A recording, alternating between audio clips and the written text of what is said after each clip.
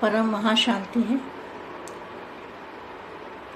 बेहद के विश्व सेवाधारी विश्व परिवर्तक आत्माओं को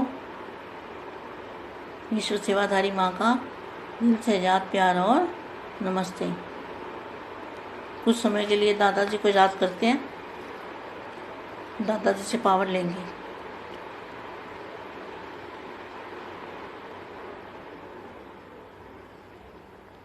परम महाशांति।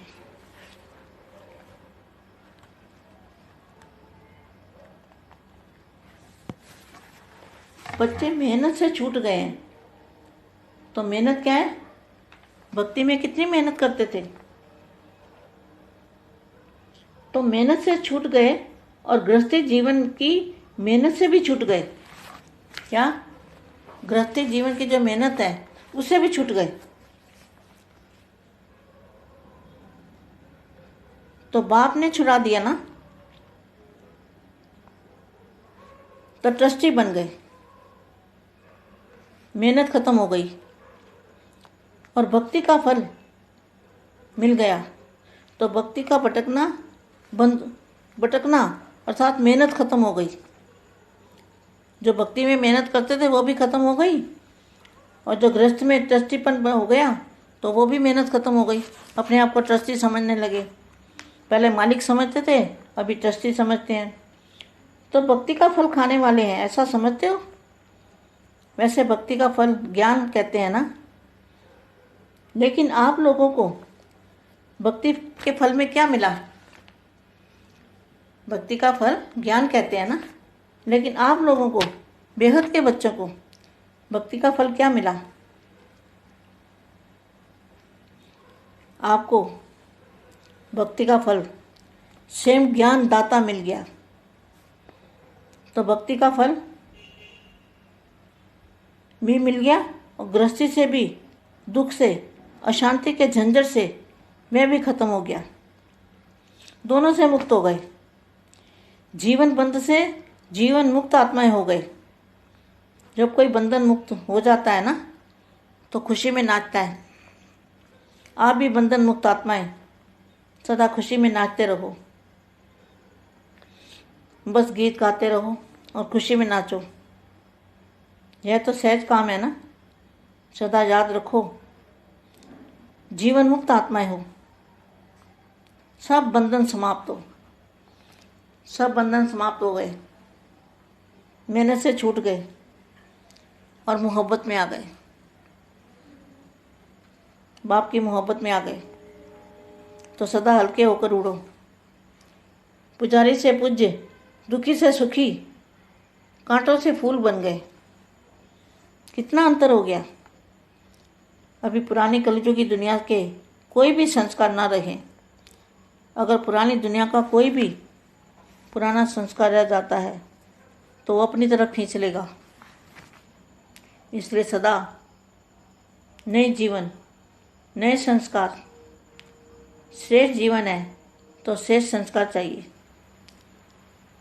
श्रेष्ठ संस्कार है ही सब कल्याण और विश्व कल्याण करना। ऐसे संस्कार भर गए हैं। स्व कल्याण और विश्व कल्याण के सिवाय और कोई संस्कार होंगे तो इस जीवन में विघ्न डालेंगे। इसलिए पुराने संस्कार सब समाप्त। सदा यह स्मृति रहे कि मैं रूहानी गुलाब हूँ। रूहानी गुलाब अर्थात सदा रूहानी खुशबू फैलाने वाला। जैसे रूहे गुलाब अपनी खुशबू देता है, उसका रंग रूप अच्छा, खुशबू भी अच्छी, सबको अपनी तरफ आकर्षित करता है। ऐसे आप भी बाप के बगीचे के रूहानी गुलाब हो। रूहानी सदा पूजा के अर्पण किया जाता है। रूहानी गुलाब भी बाप के आगे समर्पित होते हैं। यह यज्ञ सेवाधारी बनना भी अर्पण होना है। अर्पण होना यह नहीं कि एक स्थान पर रहना, कहाँ भी रहे, लेकिन बाप के आगे अर्पण रहें। अपने को भगवान, अपने को भाग्यवान, खुशबूदार रूहानी गुलाब समझते हो। सदा इसी स्मृति में रहो कि हम अल्लाह के बगीचे के रूहानी गुलाब हैं। यही नशा रहे, नशे में रहो और बाप के गुणों के गीत गाते रहो। इसलिए नशे में जो भी बोलेंगे उससे भाग्य बनेगा। सदा अपने को विजय पांडव समझते रहो। पांडवों की विजय प्रसिद्ध है। तो निश्चय बुद्धि विदंती, बेहद के बच्चों की विजय हुई पड़ी है। विजय किस पर प्राप्त करनी है?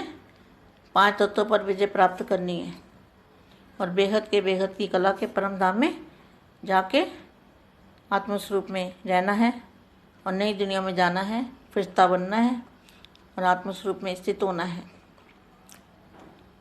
परम బేహద్ పరం మహాశాంతి. బేహద్ పిల్లలు పూజారి నుండి పూజ్యులుగా, ముళ్ళ నుండి పువ్వులుగా, దుఃఖి నుండి సుఖీగా బేహద్ జ్ఞానం ద్వారా పొందాము. కనుక జ్ఞానము ఎంత గొప్పదో భక్తి కంటే. భక్తికి ఫలితం జ్ఞానం అంటారు కదా. దీనితోటి బంధన ముక్త ఆత్మలుగా సదా ఖుషీగా ఎలా అవుతారు అనేటువంటి విషయం గురించినటువంటి సందేశము హిందీలో ఎప్పటి వరకు చెప్పారు. దానికి తెలుగు అనువాదం మీరు హిందీ వీడియో విన్నారు. बेहद के बेहद परम परम परम महाशांति है, महाशांति है, महाशांति है. బేహద్ విశ్వ సేవాదారి, బేహద్ విశ్వ పరివర్తక ఆత్మలకు విశ్వ సేవాదారి మా యొక్క హృదయపూర్వకమైన ప్రేస్మృతులు మరియు నమస్తే. మనం ఇప్పుడు కొద్ది సమయము దాదాజీని స్మృతి చేద్దాం. దాదాజీ నుండి పవర్ తీసుకుందాము.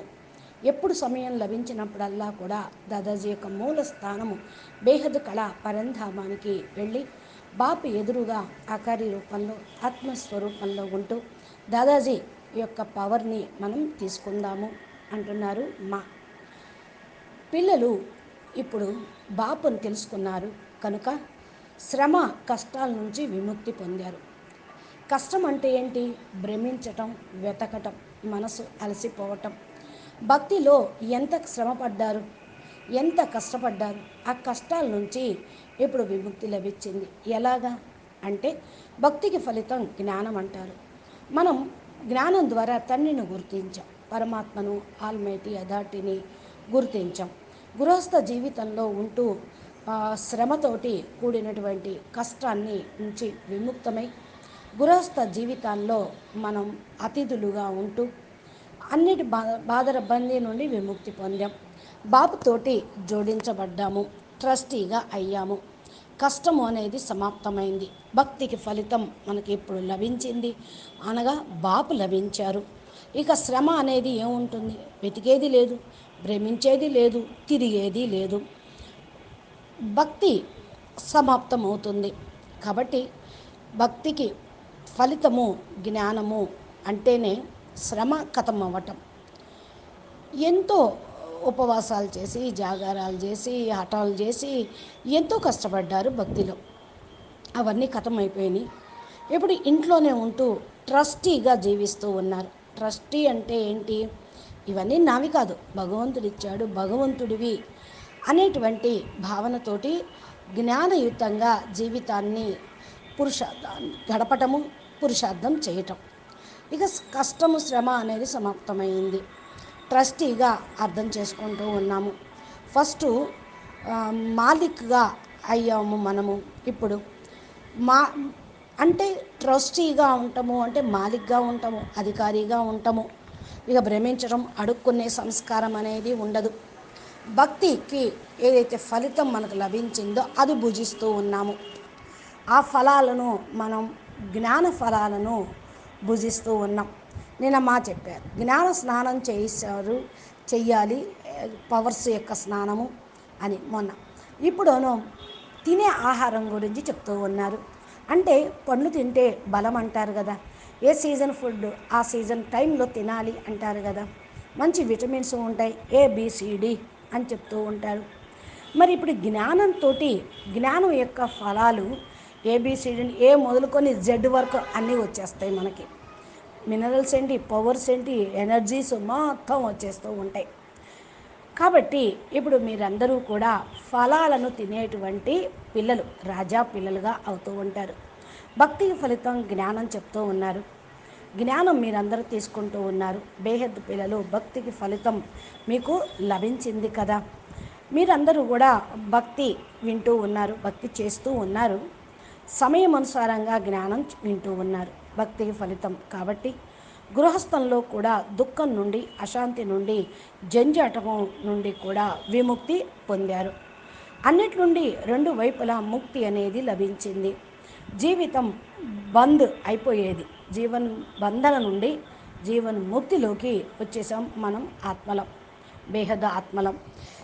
ఎంతవరకైతే బంధన ముక్తులుగా అవుతూ ఉంటారో అంతవరకు ఖుషీగా నాట్యం చేస్తూ ఉంటాం. ఇప్పుడు బంధన ముక్త ఆత్మలు సదా ఖుషీగా నాట్యం చేయాలి. ఎప్పుడైతే ఫ్రీగా ఉంటారో, తేలిగ్గా ఉంటారో, ఎగిరిపోతూ ఉంటారు. నాట్యంలో ఎక్కువగా ఖుషీని పొందుతూ ఉంటారు. పాట పాడేటప్పుడు కూడా చూడండి, ఎంతటి వాళ్ళైనా సరే స్టెప్స్ వేస్తూ ఉంటారు, కాళ్ళు కదుపుతూ ఉంటారు. ఎందుకంటే సంతోషంగా నాట్యము అనేది వచ్చేస్తూ ఉంటుంది. ఇక్కడ పానాతో సో పాలియా, పొందాల్సిందంతా పొందాము పరమాత్మ తండ్రి ద్వారా అని తెలుసుకున్నాము. సహజమైనటువంటి పని అయింది. సదా సహజంగా జ్ఞాపకం చేయండి. జీవన్ముక్తి ఆత్మలు మీరు బంధన ముక్తులుగా అయిపోవాలి. శ్రమ నుండి విముక్తి కావాలి. ప్రేమలో మునిగిపోవాలి. అంటే మెహనత్ సే చూట్ జాయ్, మొహబ్బత్ మే ఆజాయ్. మొహబ్బత్ అంటే ప్రేమ. ఎప్పుడైతే తండ్రి యొక్క ప్రేమలోకి వచ్చేస్తారో చాలా తేలిగ్గా అయిపోతూ ఉంటారు. పూజారి నుండి మనం పూజ్యులమయ్యాం. దుఃఖి నుండి సుఖీ ఆత్మలుగా అయ్యాం. ముళ్ళలాంటి ఆత్మలము పువ్వులాగా అయిపోయాం. గుడ్డి గవ్వలుగా ఉన్న మనము వజ్రతుల్యంగా అయ్యాము, పాదరసంలాగా అయ్యాము. చూడండి ఎంత తేడా వచ్చిందో. ఇప్పుడు పాత కలియుగి ప్రపంచం యొక్క సంస్కారాలు అనేది లేనేలేదు. పాత సంస్కారాలు, పాత ప్రపంచంలోనివి పాత సంస్కారాలు. మనం పాత ప్రపంచంలో చనిపోయి కొత్త ప్రపంచంలో జీవిస్తున్నాం కనుక పాత సంస్కారాలు ఇక ఉండనే ఉండవు. దాని వైపుకు లాగబడను కూడా లాగబడదు. అందుకని సదా కొత్త జీవితము, కొత్త సంస్కారము, శ్రేష్ఠ జీవితాన్ని అనుభూతి పొందండి. శ్రేష్ఠ సంస్కారం కావాలి. శ్రేష్ఠ సంస్కారము స్వకళ్యాణము మరియు విశ్వ కళ్యాణం చేసేది. ఇలాంటి సంస్కారాన్ని నింపుకోండి. స్వకళ్యాణము మరియు విశ్వ కళ్యాణము తప్ప ఇక ఏ సంస్కారం మీ లోపల ఉండకూడదు. ఈ జీవితంలో విఘ్నాలు అనేది వస్తూనే ఉంటాయి. పాత సంస్కారాలు అన్నీ సమాప్తం చేసుకోవాలి. సదా ఈ యొక్క స్మృతి అనేది ఉండాలి. నేను ఆత్మిక గులాబీని అనుకోండి. ఆత్మిక గులాబీ అనగా సదా ఆత్మిక సువాసనను వ్యాపింపచేసేది. ఆత్మిక గులాబీ తన సువాసన సుగంధంతో తన యొక్క రంగు రూపము తోటి అందరినీ తన వైపుకు ఆకర్షిస్తూ ఉంటుంది. ఇలాగా మీరు మరియు బాపు తోటలోని గులాబీ పూలు, అల్లా తోటలోని ఆత్మిక గులాబీలు మీరంతా. ఆత్మిక గులాబీ ఎప్పుడూ కూడా సదా పూజనీయంగానే ఉంటుంది. భగవంతుడికి అర్పణ చేసేదిగా ఉంటుంది. ఆత్మిక గులాబీ బాపు ముందు సమర్పితం కావటమే కనుక మీరు సదా బాపు యజ్ఞ సేవాదారిగా అవుతూ అర్పణ అవుతూ ఉన్నారు. అర్పణ అవ్వటము అంటే ఒక స్థానంలో ఉండటం. ఎక్కడ ఉండటము? బాపు ముందు అర్పణ కావటం. మిమ్మల్ని మీరు భాగ్యశాలి ఆత్మలుగా అనుకోండి. ఆత్మిక గులాబీలుగా అనుకోండి. సదా స్మృతిలో ఉండండి. మనము అల్లా తోటలో, పూల తోటలో గులాబీలము అనేటువంటి నష ఉండాలి. నషాలో ఉండండి. బాపు యొక్క గుణాలను కీర్తన చేయండి. ఈశ్వరీయ నష ఏదైతే ఉన్నదో అది అందరికీ భాగ్యాన్ని తయారు చేస్తూ ఉంటుంది. సదా మిమ్మల్ని మీరు విజయీ పాండవులుగా భావించండి. విజయాన్ని పొందే పాండవులు, పాండవ్ పతి మన దగ్గర ఉన్నారు. పాండవులకి విజయము ఎప్పుడూ తథ్యమే. ఇది ప్రసిద్ధి కూడా. అందుకని పాండవుల్ని విజయులు అంటారు. అర్జునుడిని విజయ అనే పేరు కూడా ఉన్నది. ఎంతంత నిశ్చయ బుద్ధిగా ఉంటారో అంతంత విజయంతిగా ఉంటారు. మనమందరం అర్జునులం, జ్ఞానాన్ని అర్జించే వాళ్ళము. కాబట్టి మనం ఎప్పుడు విజయులమే. బేహద్దు పిల్లలు విజయము అనేది తప్పకుండా లభించే ఉంది. విజయము ఏ యొక్క ఆధారంతో ఉంటుంది అంటే జ్ఞానం యొక్క ఆధారంతో పంచతత్వాలపైన విజయ ప్రాప్తి అనేది లభిస్తుంది. బేహద్దుకే బేహద్దు కళలు పరంధామంలోకి వెళ్ళి ఆత్మస్వరూపంలో ఉండటం, కొత్త ప్రపంచంలోకి వెళ్ళటము జరుగుతుంది. ఫరిస్తాగా కావాలి, ఆత్మస్వరూపం యొక్క స్థితిలో ఉండాలి అని అంటూ ఉన్నారు మా. అచ్చా, పరం శాంతి, నమస్తే, ధన్యవాదాలు. बेहद के बेहद परम परम परम महाशांति है, महाशांति है, महाशांति है. నమస్తే. బాపూజీ ద సద్భాయ్ పటేల్ తెలుగు ఛానల్లో బాపూజీ చెప్పినటువంటి దివ్య సందేశము బేహద్దు పిల్లలు అందుతూ ఉన్నది. మీరందరూ కూడా మా ఛానల్ని సబ్స్క్రైబ్ చేసి గంట సింబల్ని ప్రెస్ చేస్తే నోటిఫికేషన్ రూపంలో మీరు అన్నిటినీ పొందవచ్చు. బాపూజీ రోజు అప్లోడ్ చేసేటువంటి వీడియోల ద్వారా జ్ఞానం విని మిమ్మల్ని మీరు విజయ ఆత్మలుగా, స్వపరివర్తనతోటి విశ్వ పరివర్తన చేసే ఆత్మలుగా, భక్తికి ఫలితం జ్ఞానం అనే ఫలాన్ని తింటూ ఆరోగ్యంగా, మానసికంగా, శారీరకంగా, ఆత్మికంగా, సామాజికంగా సంపూర్ణ ఆరోగ్యంగా కలిగినటువంటి ఆత్మలుగా అవుతారు అని భావిస్తూ ముగిస్తూ ఉన్నాము. అచ్చా, పరం శాంతి, నమస్తే, ధన్యవాదాలు.